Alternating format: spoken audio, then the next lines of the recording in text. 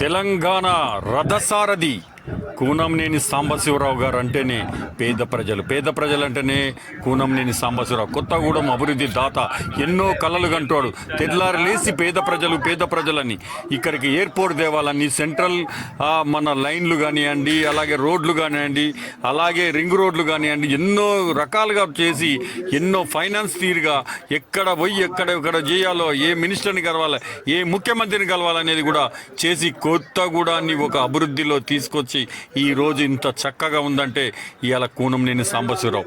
దీన్ని ఒక ప్రపంచ పటంలో ఈ కొత్తగూడెము సురక్షణలతో నిలబడాలంటే, శాస్త్రంగా నిలబడాలంటే కూనంనేని సాంబశివరావు గారు ఈ యొక్క పని చేసేందుకు సిద్ధపడుతున్నారు.